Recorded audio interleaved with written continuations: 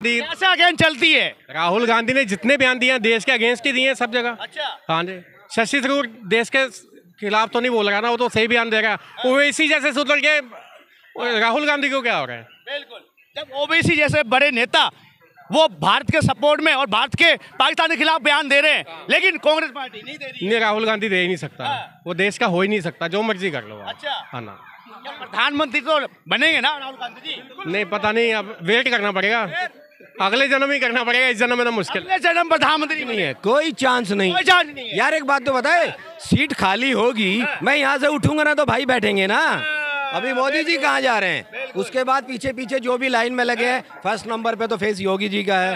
हालांकि जब तक गुजरात लॉबी बैठी है, योगी जी नहीं आने वाले हैं। साहब जी भी तो है ना, मैं वही कह रहा हूँ, पीछे फेस योगी जी का है। तो सीट राहुल गांधी पढ़े लिखे हैं पर संस्कारी नहीं है। सर क्या नाम है? एक बना रहा हूँ, क्या नाम है?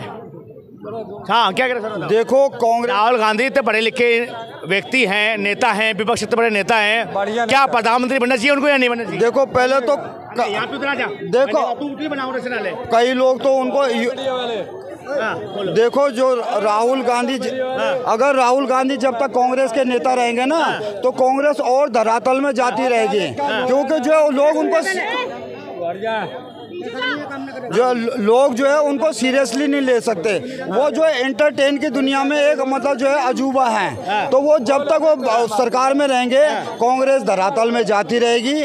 और ये पहले इसके टाइम में देखा कि जो है कांग्रेस का जो ग्राफ नीचे आया ना, अब ये उठेगा नहीं। 2-3 राज्यों में बची हुई है, कुछ राज्यों में तो जो है ये सीट मांग रही है ना 2-4 वगैरह। आने वाले टाइम में अब कर्नाटक और हिमाचल और एक आधा कोई स्टेट बचा है ना, उसमें भी जो है लोकल पार्टी से सीट मांगती हुई नजर आएगी। अगर इसी राहुल टाइप के और कन्हैया कुमार टाइप के अगर कांग्रेस में आते रहे, न्याय यात्रा, भारत जोड़ो यात्रा, संविधान जोड़ो यात्रा, कई यात्रा राहुल गांधी ने करे। देखो ये न्याय यात्रा, ये न्याय यात्रा नहीं थी, ये इंटरटेन यात्रा थी। इंटरटेनमेंट यात्रा, बिल्कुल इंटरटेनमेंट यात्रा थी। इंटरटेनमेंट का डोज तगड़ा था, उसी का नतीजा है कि जो है कांग्रेस जो है लगातार जो हर स्टेट में जो है ना वो राहुल गांधी को सीरियसली ले ली पब्लिक, और ना पब्लिक जो है उसका नतीजा उनको।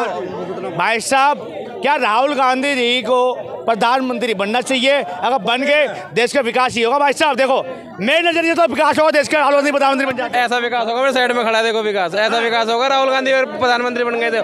देखो कर्नाटक में इनकी सरकार है ना, कर्नाटक में इनकी सरकार है, वहाँ पे देख रहे हो पाकिस्तान का जो झंडा लगा रहे हैं उसको उठा के ले जा रहे हैं। बताओ, इतना प्रेम पाकिस्तान से इन लोगों को।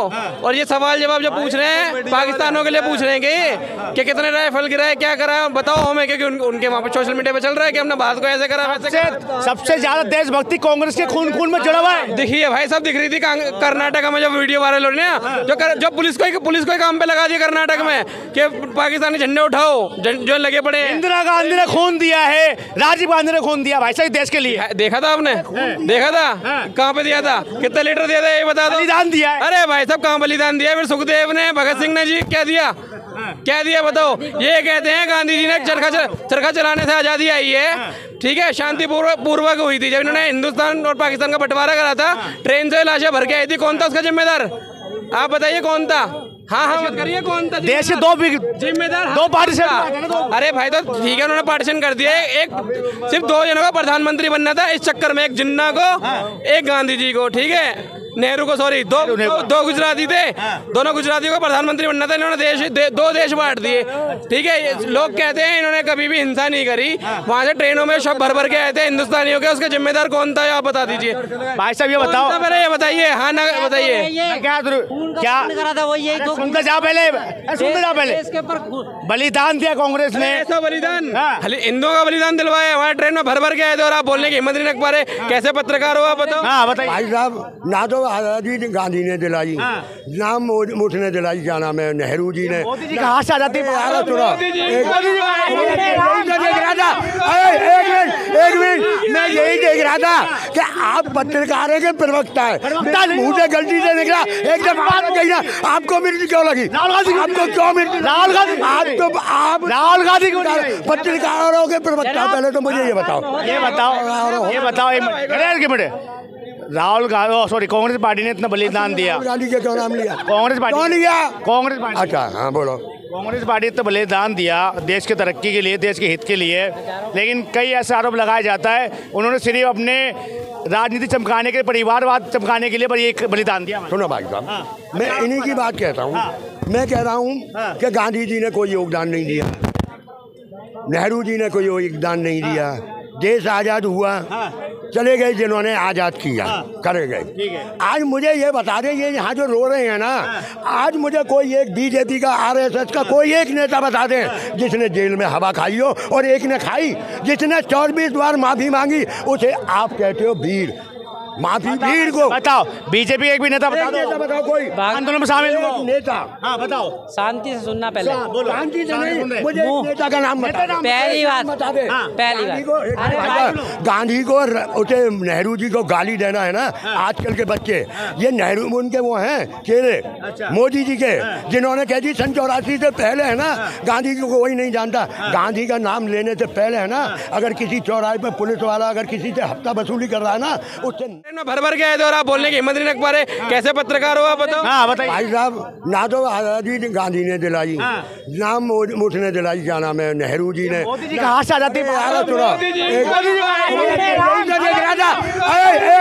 एक मिनट, मैं यही देख रहा था कि आप पत्रकारों के प्रवक्ता है, मुँह से गलती से निकला एक जब बात कही ना, आपको मिर्ची क्यों लगी? आपको क्यों मिर्ची? राहुल गांधी, आप राहुल गांधी को पत्रकारों के प्रवक्ता, पहले तो मुझे ये बताओ ना भाई। और योगी जी अगर प्रधानमंत्री बन गए, क्या क्या चेंज होगा भारत में? जो आपका बचा हुआ काम है मोदी जी के हाथ का, वो कार्य पूरा कर देंगे। हाँ बिल्कुल, योगी जी को प्रधानमंत्री बनना चाहिए सर। बिल्कुल बनना चाहिए भाई। लोगों की उम्मीद पे यूपी में तो खरे उतरे ही हैं। अब ये सोचो कि योगी जी ने यूपी को कितना सुधार दिया। अब आप ये देखा जाता है ना, पहले एक किसी भी चीज को करने के लिए एक ट्रायल दिया जाता है, तो ट्रायल यूपी में ले लिया, उनसे देखा गया कि भैया कुछ कर सकते हैं या नहीं कर सकते, तो यूपी की काया पलट कर दी। अगर ये सोचो ये भारत के प्रधानमंत्री बन जाएं तो भारत की काया पलट कर देंगे। प्रधानमंत्री का बयान है, उन्होंने कहा पाकिस्तान जिस तरीके से समझेगा, गोली का जवाब गोली से जाएगा, बंदूक का जवाब बारूद का जवाब बारूद से आएगा, और गोले का जवाब गोले से दिया जाएगा। भाई मेरे हिसाब से बिल्कुल ठीक कह रहे हैं प्रधानमंत्री जी, मगर मैं तो कह रहा हूँ गोली के जवाब गोले से दो। अच्छा। ये समय आ गया है, भारत इतना सक्षम है, भारत की सेना इतनी सक्षम है, इतनी मजबूती के साथ खड़ी है। अच्छा। और मगर एक बात और है, देखो जवाब भी दिया है, मजबूती के साथ दिया है। ईंट का जवाब पत्थर से दो, है ना। कहने का मतलब है कि अगर इतनी सी गोली दागे ना, तो इतना बड़ा गोला दागो। भाई सिंपल सी बात है। पीओके हमें लेना चाहिए था या नहीं? भाई पीओके लेंगे, तरीके से लेंगे। तरीके से कौन सा तरीका है, हमारी जनता को बताओ, वो तरीका कौन सा होगा जो पीओके जब हमारे भारत में शामिल होगा? मैंने अभी बता दिया तो आप पाकिस्तान को अपना भी खबर पहुंच जाएगी। भैया देखो कुछ राज ही रहने दो। अच्छा। हाँ, अब देखो हमारे प्रधानमंत्री जी मोदी जी ने कहा बात होगी सिर्फ दो चीजों से, पीओके और आतंकवादी। आपको पता है ना, फिर पूछ क्यों रहे हो? अरे भाई आपको पता है, भाई भारत की जनता को पता है, भारत के जो प्रतिनिधित्व कर रहे हैं हमारे प्रधानमंत्री मोदी, उन्होंने स्पष्ट रूप से कहा है कि हम ये बताओ, राहुल गांधी सॉरी कांग्रेस पार्टी ने इतना बलिदान दिया। गांधी के क्यों नाम लिया? कांग्रेस पार्टी। कौन लिया? कांग्रेस पार्टी। अच्छा हाँ बोलो। कांग्रेस पार्टी ने तो बलिदान दिया देश की तरक्की के लिए, देश के हित के लिए, लेकिन कई ऐसे आरोप लगाया जाता है उन्होंने सिर्फ अपने राजनीति चमकाने के, परिवारवाद चमकाने के लिए पर ये बलिदान दिया। सुनो भाई साहब, मैं इन्हीं की बात कहता हूँ। मैं कह रहा हूँ कि गांधी जी ने कोई योगदान नहीं दिया, नेहरू जी ने कोई योगदान नहीं दिया। देश आज़ाद हुआ, चले गए जिन्होंने आज़ाद किया, करे गए। आज मुझे ये बता दें, ये यहाँ जो रो रहे हैं ना, आज मुझे कोई एक बीजेपी का, आरएसएस का कोई एक नेता बता दें जिसने जेल में हवा खाई हो, और एक ने खाई जिसने 24 बार माफ़ी मांगी, उसे आप कहते हो वीर। माफी भीड़ को बताओ, बीजेपी एक भी नेता बता दो, बताओ कोई आंदोलन में शामिल हुआ नेता। हाँ बताओ, शांति से सुनना पहले। शांति से नहीं, मुझे नेता का नाम बता दो। पहली बात बता दे। पहली बात गांधी को उसे नेहरू जी को गाली देना है ना, आजकल के बच्चे, ये नेहरू उनके वो हैं चेहरे, मोदी जी के, जिन्होंने कह दी सन 84 से पहले है ना, गांधी को कोई नहीं जानता। गांधी का नाम लेने से पहले है ना, अगर किसी चौराहे पर पुलिस वाला अगर किसी से हफ्ता वसूली कर रहा है ना, उससे नजर मिला के बात कर लेना, जिस दिन तुम्हारी औकात होगी। तो भाई साहब एक मिनट, जब गांधी जी इतने बड़े नेता थे राष्ट्रीय पिता भारत के हैं, तो सुखदेव गुरु भगत जी को क्यों नहीं छुड़ा लिया वहाँ जेल से? एक मिनट, क्यों नहीं छुड़ा लिया उसको? मैं बताऊं छुड़ाए को नहीं, बताओ। ये वो बैरिस्टर थे, गांधी जी भी बैरिस्टर थे, नेहरू जी भी बैरिस्टर थे, सभी बैरिस्टर थे। ये उनकी गलती है, ये उनकी गलती है कि उन्होंने नहीं उठाए। पर मैंने एक सवाल किया, तुम बात को क्यों घुमा रहे हो? मैंने सवाल किया था, आपकी बात आपके सवाल किया था और इनसे सवाल किया था कि मुझे एक बीजेपी का कोई नेता बताओ जिसने गोली खाई हो सीने पे, और उसका नाम मैं लूंगा और इनकी कांग्रेस पार्टी ने नेता बताया। देखो जैसे मेरे पास माइक होता है बोगलांड सुन।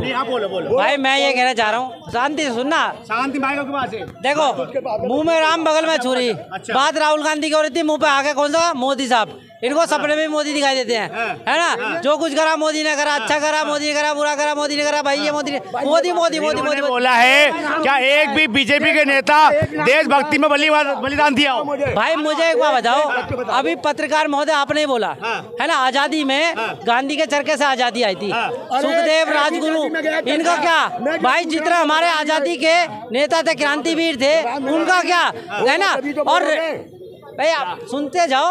भाई 1975 में कांग्रेस ही थी आबाद कर लगाने के लिए, जेल में कह रहे हो आप बता। देखो पत्रकार महोदय, बीजेपी का जो जन्म हुआ था ना, बीजेपी का जो जन्म हुआ था वो आज़ादी के बाद पार्टी बनी है। रही बात कि जिन्होंने आज़ादी में योगदान दिया ना, उसमें आपके भी पूर्वज रहे होंगे, हमारे पूरे देश के पूर्वज रहते। पहले ध्यान करना मेरी बात को, बीजेपी आने से पहले अगर कोई एक पार्टी, कोई भी ऑल इंडिया की टोटल पार्टी, किसी ने एक ने भी अगर ईवीएम पे सवाल उठाया तो मुझे दिखा दो। बिल्कुल, है ना? 14 के बाद ही ऐसा क्यों हुआ? राहुल गांधी कहाँ लेके जाते हैं ईवीएम है बीजेपी। ये कह रहे हैं कि भैया 2014 से पहले विपक्ष, अरे भैया विपक्ष कौन था पहले? बीजेपी। और कितने विरोध प्रदर्शन कर रहे हैं, कैमरा उठा के देख लो, कहो तो लाइव दिखा दूं, है ना? दूसरी बात, भाई बीजेपी ने संसद भवन में भी 2009 के चुनाव में भाई पुरजोर से, और 2004 के चुनाव में भी पुरजोर से ये विपक्ष के कहा है कि भैया ईवीएम बंद करो। और लेके कौन आया है? 2001 में ईवीएम चालू किसने करी है? कांग्रेस लेके आई है इसको। और आज जब हारते जा रहे हैं, जमीन खिसकती जा रही है, भाई जनता के लिए कुछ करोगे तो जियोगे ना। बिल्कुल भाई साहब, जवाब दो। देखो भाई साहब, ईवीएम पे मैं पहले भी कह चुका हूँ, उंगली उठाना गलत बात है, या तो उसे मानो, नहीं तो बहिष्कार तरीके से मानो, या तो पूर्ण तरीके से मानो। मैंने पहले भी यही कहा है, मैंने ईवीएम पे, अब इन्हें बता दूं, अरे सुन लो यार, ईवीएम पे किसने चालू किया? ईवीएम उस देश ने बंद कर दी, अपने आप बैन कर दी, क्योंकि उसने खुद कहा था, अमेरिका ने भी कहा है, उसके यहाँ भी नहीं चलती, उसने भी कहा है कि भाई ये हैंग हो सकती है। अगर विपक्ष इतना सवाल उठा रहा है, ईवीएम का तो हर चीज ना, अगर ईवीएम पे विपक्ष इतना सवाल उठा रहा है तो एक बार विपक्ष का मुंह बंद कर दो, चलो भाई हमने ईवीएम खत्म कर। साहब यही आके रोड पे प्रदर्शन करेंगे। सुनो, अब प्यार से बोलना सुन ले जरा, बड़े प्यार से सुन लेना, बोल दे देना।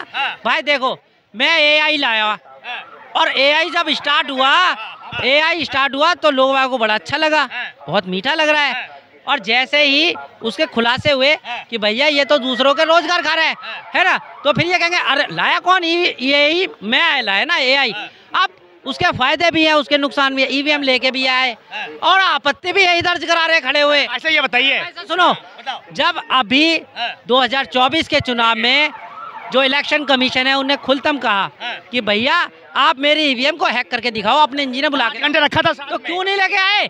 क्यों नहीं लेके आया कोई? सभी पार्टी, एक पार्टी, एक बंदा, एक नुमाइंदा लेके नहीं आई। बिल्कुल लेके नहीं आए भाई साहब, ईवीएम लेके नहीं आए, यानी कि 5 घंटे तो रखा हुआ था। एक बात मैं बताऊं, अगर किसी चीज को हैंग नहीं कर सकते, उनके पास जवाब सुनो, बोलो।